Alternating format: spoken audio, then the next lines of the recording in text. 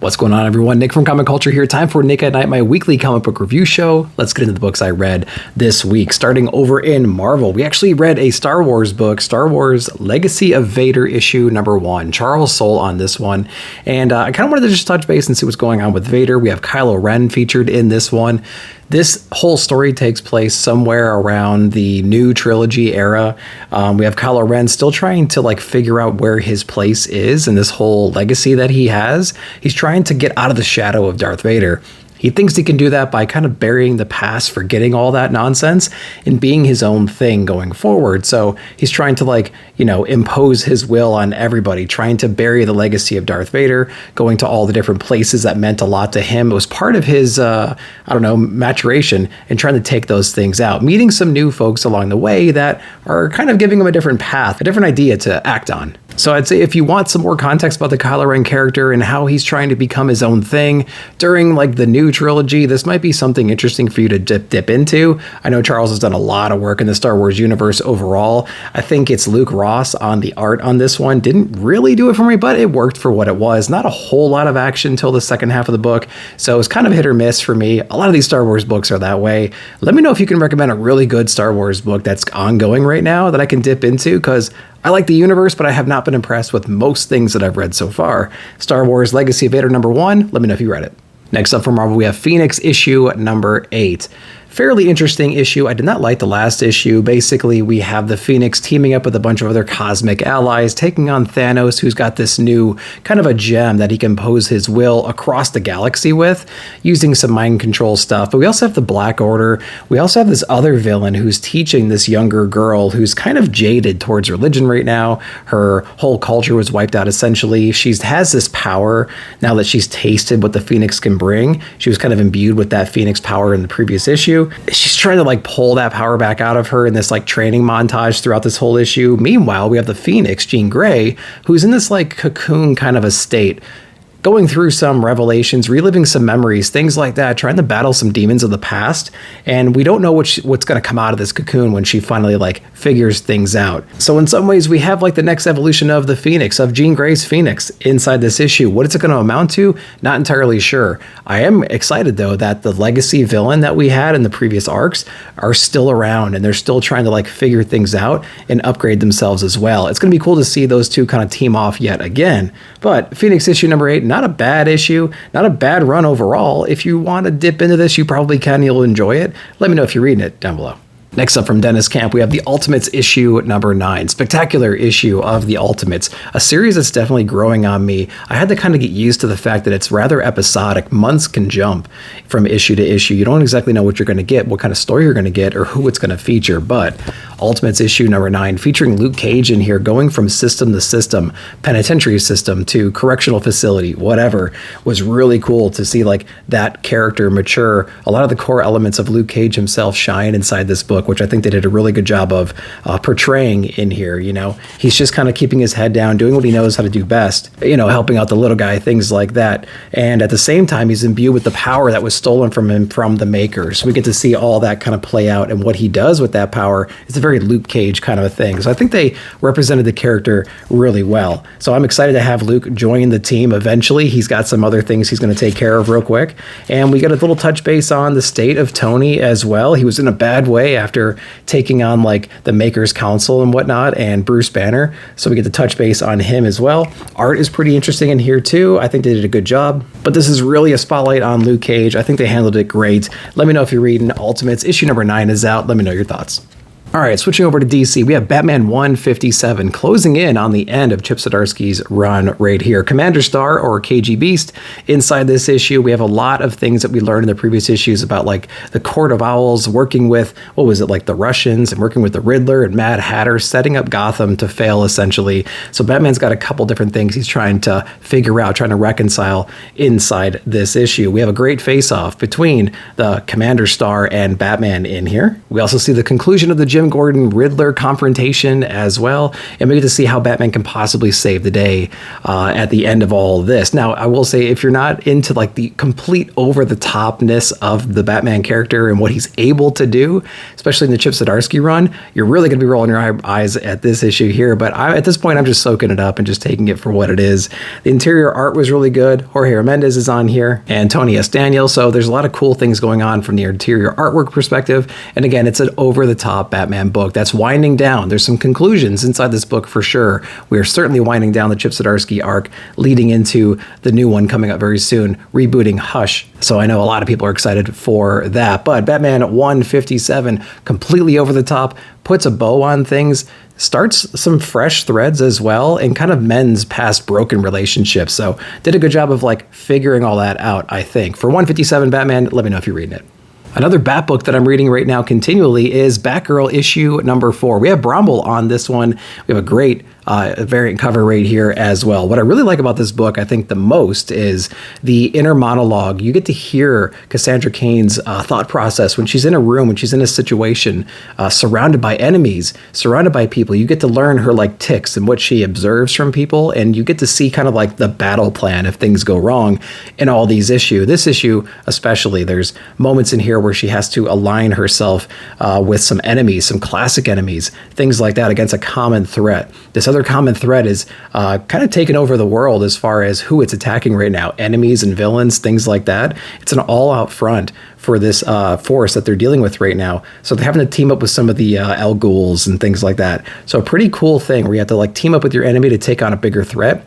And that bigger threat is well equipped and very capable of like wiping everybody out. So it's cool to see Cassandra Cain and her mom having to team up and take on this broader threat. But like I said, I think the charm of this book is understanding Cassandra Cain's thought process through all here and the conflicts that she has. Like, should I think more like myself? Should I think like Batman? Should I start thinking like my mom? Things like that is really kind of cool to see that play out. Interior artwork is doing a great job as well. I think it's portraying all the kinetic spots perfectly. Lots of great battles in this book and everything. So again, I think the voice is what I like about the most, and just the absurdity of the story in general. Batgirl issue number 4. Let me know if you're reading it. Jason Aaron finally finishing up Batman Off-World issue number 6 right here. I swear the trade paperback came out before the last issue did. Maybe I'm completely wrong. Maybe the FOC was the case there. But you know what? I mean, if you're into Batman in space taking on impossible odds a little bit earlier on inside of his career, man, this is absolutely the book for you. Great villains inside here. One's more of a psychological threat and one's more of a physical threat. He makes a lot of great allies, learning how to take on different alien species, things like that. And he's just Batman, so he absorbs all that information and puts it to good use towards the end of this book. And there's a lot of like psychological horror in here as well. Like I said, one of the main bosses here is a dude that can get inside your head and make you go completely insane, but he has to build up all these mental defenses to get around that and then figure out a way to use it against his captor and try to escape from that situation. Really well done, I thought. You know, kind of like the main Batman run from Chip, you're dealing with the absurdity inside of here. So if you can handle that, put that to the side, it's actually a really enjoyable book. It also sets up the thread that like he inspires enough people in the galaxy to create like a Batman Corps in space and go liberate like planet to planet. It's an absurd process for sure, but I ate it up completely. 6 issues of Batman Off-World. I really like the series. Let me know what you guys' thoughts were. Speaking of Jason Aaron, we have Absolute Superman issue number 4. Not Ultimate Superman, like I said before. This was a great, great issue. This series is getting better and better. I kind of want to get away from his origin story, like what happened to Krypton. We're probably going to touch base with it like every other issue at this point, but this was a really good reminder of how cool this version of Superman is. More related or more focusing on Lois Lane inside this world and how she's trying to like, I don't know, rewire herself from her allegiances from this like peacemaker organization and do, you know, like more journalism type stuff and actually see who this Superman character really is. Crazy great action in here. I love Superman's cape. It's more like a, I don't know, like a smoke or a molecule. It's almost like a combination of a spawn, cape, and some kind of gas. It's really cool. There's a lot of great scenes in here for sure. But I really love the Lois Lane voice. We're introducing more characters in the Superman pantheon in here and like how they're placed in this absolute universe. The interior artwork is really good in here too, especially in those scenes where Superman shows up with his cape and there's just like this red mist everywhere that kind of like reforms into a cape. Really cool stuff in here for sure. Yeah, having a great time with Absolute Superman. My second favorite Absolute book out right now. Check out number 4 if you haven't yet. Let me know if you did. Cruel Kingdom from EC. We have issue number 2 right here. 3 short stories in this one. I read number 2 because number 1 had some short stories as well, but there were actually stories that were good. You know what I mean? Like, even if they're six pages or something like that, they were still really interesting, and I got a kick out of it. So I'm like, let's check out issue number 2. Same thing with this one right here. We had 3 great little stories in here. One of them was really interesting. It's kind of a berserker premise in a way. This guy was at war. He comes across a vault from like this fallen king, and there's this sword that gives you like immortality when you wield it. He becomes obsessed with it. He goes to war with it and basically gets his body completely destroyed to the point where like his family doesn't even recognize him over the years of battling and things like that. And it kind of turns around on him, and people don't recognize him for all that he is, because he's been fighting his entire life to like free his society and his people and make his family safe, but he's unrecognizable at the end of it because of the power this sword gives him. Things like that. There's actually some pretty cool stories in here. There's a couple more in here as well. I'd recommend checking out Cruel Kingdom if you like short stories inside of comic formats, different creators, things like that. We have issue number 2 out. Let me know if you read it. We're going to jump over to Image Comics now with Kaya issue number 25, a standalone issue in the whole Kaya universe. We've gotten a couple of these so far, and they're well welcomed, to be honest with you. So we're focusing on this one issue with a whole different clan right now, and their process in trying to like animate this giant monster of myth that's going to wreak havoc across the land. They're very well of Kaya and her brother and the prophecies and whatnot, but there's also a lot of internal struggling, and there's a lot of conflict with like other tribes in the area that we know as a reader of Kaya, of course, but it is fun to see all these different factions warring and things like that, and the bickering between them. Wes Craig still doing an amazing job with the interior artwork. This issue might take a couple of reads to kind of like get everything, to be honest with you, but there's also some back matter in here from Jesse Lonergan. He did a great little short story with essentially Kaya running through some maze from some ogre, holding some artifact, and getting back to Jin. So pretty cool things happening right there. I think we're going to take a couple of months off, if I'm not mistaken, and we're going to be picking back up with Kaya, I think in April, if I read that correctly. So great little one shot right here, portraying some other characters, making the world a more dangerous place. Man, Wes Craig doing some amazing stuff in Kaya. As always, check out the collected read. It's the best way to read this series. Quick to get caught up. Got to be reading Kaya. Issue 25 is out. Let me know if you read it.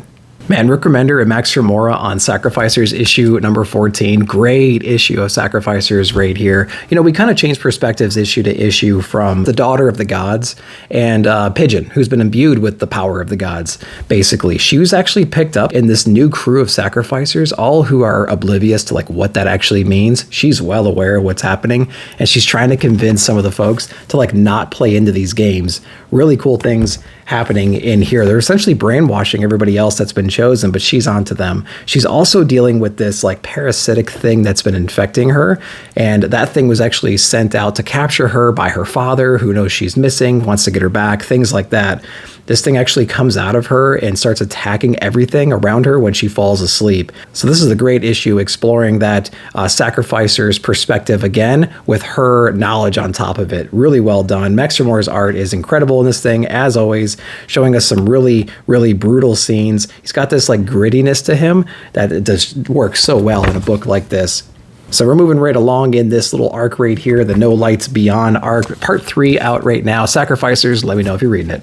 Then lastly, from Image, we have Rocketfellers issue number 3. We got Peter Tomasi on this, Francis Manifold. They're doing a great job. The only criticism I have with Rocketfellers so far is I want to know a little bit more about like what we're doing. We know we have a family who's displaced out of time right now. They're trying to get back home, but they can't because of whatever problem. So this book is turned into like, what does a day in a life look like for this family who's displaced, and they're trying to figure things out. There's always some weird sci-fi elements in here. Dad's always in the garage tinkering, or in the lab tinkering with something weird. He's got this eye that he's keeping an eye on right now, and watching it morph and change over time.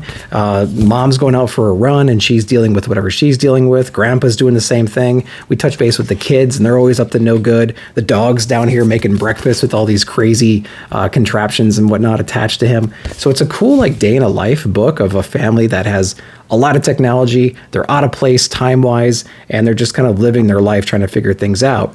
But I want to know more about like what's the ultimate goal of this book. Like I need some more direction on I don't know, the main theme of the book, besides just like getting this family back home. The other thing that's struggling a little bit in this book is the villain. We don't really understand the villain too much. Now, we get a couple of pages early on in this issue with them, but we almost sympathize with them just reading the dialogue and everything. So it's like, okay, who's the true villain? What's the true direction for this book is what I'm lacking a little bit. But the execution of the day-to-day life of this family, it's great. I love it. The art's spectacular and everything, but it could use a little bit more on the theme of the book, I think. Rocketfellers, issue number 3. Let me know if you read it.